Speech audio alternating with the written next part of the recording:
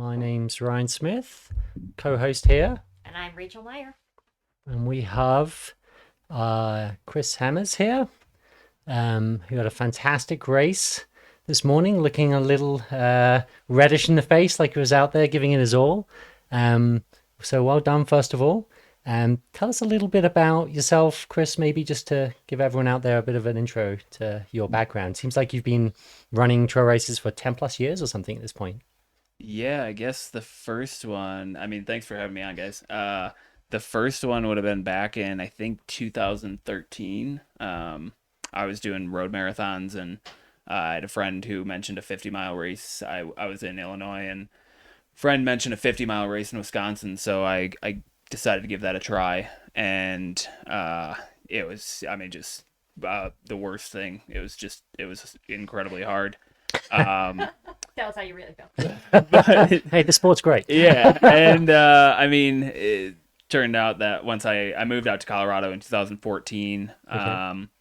to Fort Collins. I was there for 5 years and just happened to find trails and uh, went and did Telluride Mountain Run, Okay. and San Juan Mountains kind of just stole Sucked you my in. heart. Yeah, Yeah, but it has it's that draw, right? it's easy to do. And you're Yeah. Durango based now, right? Yeah, now I'm Durango. Last 5 years, Okay. I convinced my partner that that was a good move for us.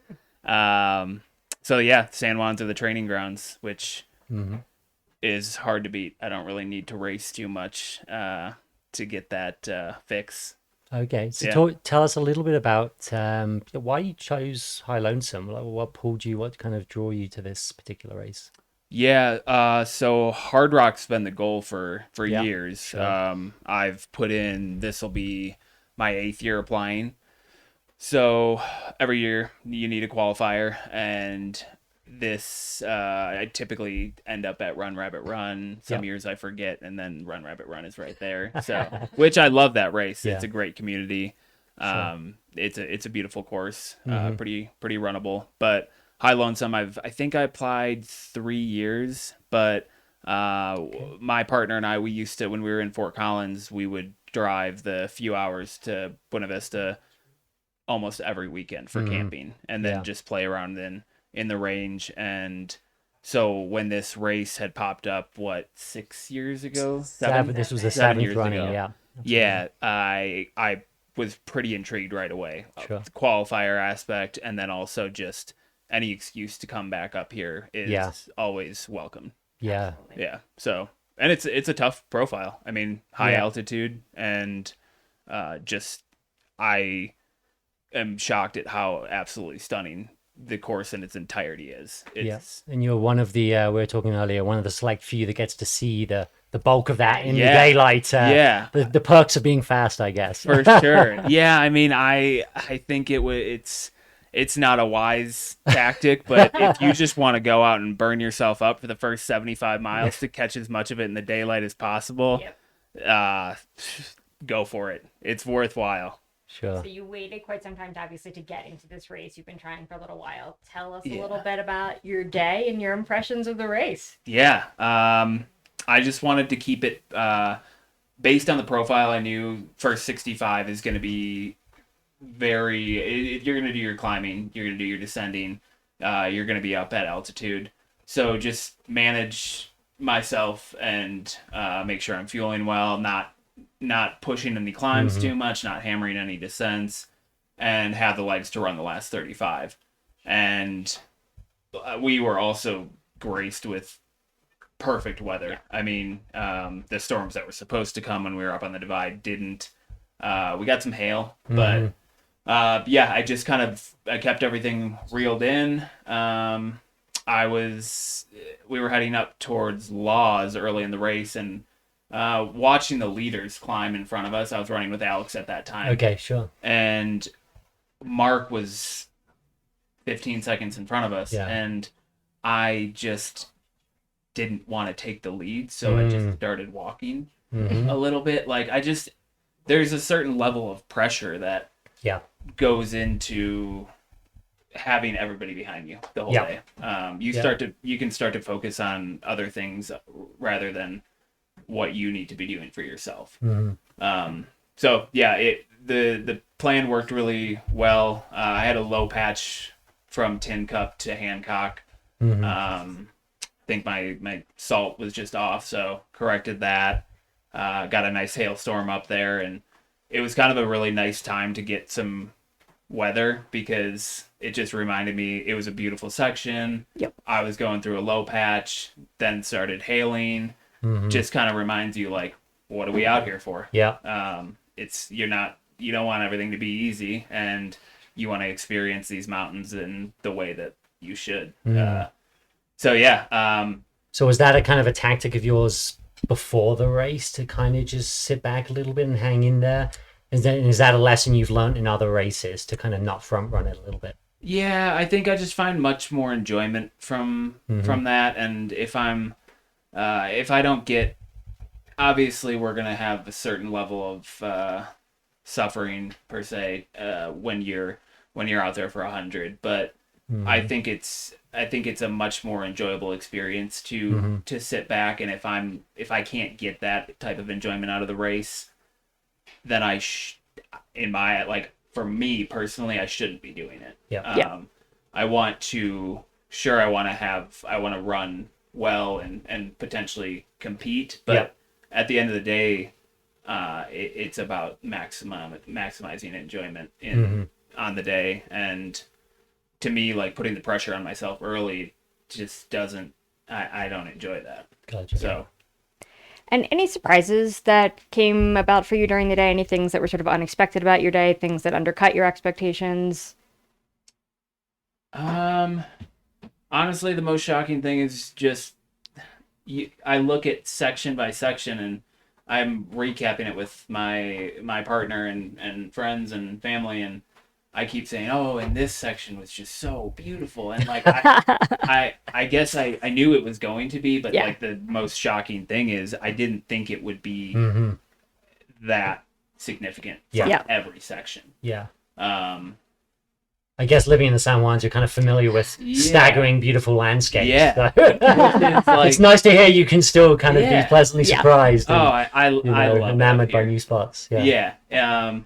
So, but everything, I would say everything that I wanted to happen kind of went to plan. And it was really fun to share some miles with Alex early on, and because it was a tight bunch for a long time in the men's lead pack, right? Yeah. I'm stoked to see him back out, and he ran an amazing race he had surgery in December, and was still so competitive and ran a really solid time, and only on like 2 months of running. So not bad. Really, really big things and cool things to come from him again. So and it was kind of late in the race that you kind of got close to him and then passed him. I think it was around the Blanks Cabin area, which is mile 85-ish, I believe. Yeah. Did you exchange some words then? Like, how did that go down when you went past him? Yeah. So he was. Him and his pacer were heading up from Charbonneau. And I came up behind him. And they just hopped off, and he just said, like, go get him, see the finish. And I was like, well, let's see what happens. I mean, there's still a lot of time left. Yeah. Were you running scared then a little bit? Because, by the end of that, when you crossed the line, there was you put a pretty big gap, ahead of him. Was that just, fear, or was it just your desire to finish? It was the desire to finish. Okay. I felt pretty comfortable. Yeah. I was running pretty strong. My legs just felt really good. I was running almost all the climbs at the end, and I just knew there was no fear, because if he was going to run faster than me on those sections, then so be it. Hell yeah. Awesome. You were on the gas. Then we can go toe to toe to the line. Then that would be really cool too. Gets as a double-edged sword, simultaneously what you need and what you don't want. Right. Yeah, exactly. Everybody wins in the end. Yeah. You both have a good kind of strong finish. Yeah. So no, I mean, there wasn't. Yeah, because I've definitely ran scared in races before, and but no, this wasn't one. I felt really confident with where I was at. I knew I was either significantly overtrained for the race, or maybe just right. Yeah. And Yeah. I just, as long as I'm staying healthy, I have no issue with overtraining Okay. for myself, because Wow. I don't know. The training's my favorite part. So Yeah. if I can have the most fun day to day, then if I'm burnt out a bit for the race, then that's okay. You had a good time. Yeah. Yeah. It's still like most of your time is spent doing the training. So the race is just an extra perk to go see maybe a new place, or see an old place in a different way, and push yourself in one single day. So. Okay. Any particularly memorable moments that you think will stay with you, 2, 3, 4 months down the line? Well, there was, the divide section. So like the Tin Cup to Hancock section was amazing. The head wall climb was awesome. And then when you get off the head wall climb, there's like, you run this like kind of like grassy ridge, and there's 3 alpine lakes just like placed right below it. And I just remember like it was getting close to sunset and looking down, and I'm like, this is what it's all This is why I'm here. Yeah, Yeah. that you can just stay right here. Yeah. So yeah, I mean, memorable sections. There was I feel like I need to address this, because there was a funny exchange that on the live stream at Monarch. I heard that people thought that I was really mad leaving the aid station, and so the aid station captain at Monarch is our friend Bartos. So I was talking to him, and he had the live stream, the phone, but no audio. Okay. So we're just chatting, and then when I'm going to leave, I yelled back something like "beers at the finish line," and like made like the drinking motion, and from the phone, everybody thought like he looks really angry, and he's like yelling. He's riled. Yelling at Bartos, and like what happened. And so I feel like I need to clear that up. It was just about beer. Joe, You're like, all I wanted was a beer. Okay, good. So yeah, Good to know. all good memories from the day overall, though. I mean, the primary question is, did you get the beer? Oh, I got to be right at the Okay. yeah. All right. heck Good. Good. Hey, Yeah. what- So that worked out I for had you. it on my mind for Was that 2 a.m. or something? That was 2:16. Okay. So never too late for a beverage. Yeah. hands were absolutely.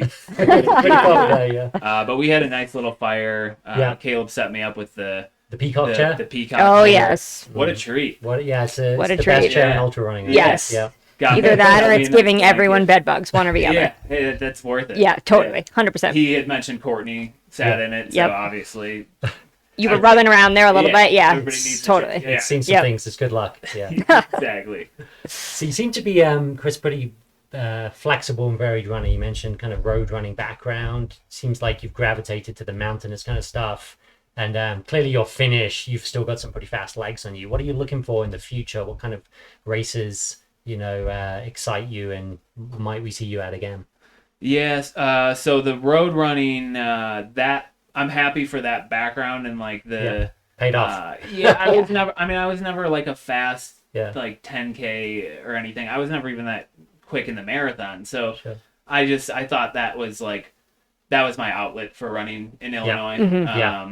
And so I thought that I would train for road marathons when I got to Fort Collins, but honestly, I like to spend as little time as possible on the road. Gotcha. I don't do speed work really.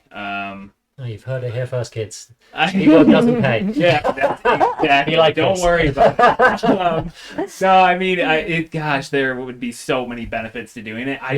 When I was weighing my option, I was like, I can either stick with the high volume and sacrifice the speed work. Yeah. Because I was feeling that I could not do both. Yeah. And I wasn't going to sacrifice the high volume. I like that training style. Yeah. So what you like and makes you happy. Yeah. Yeah.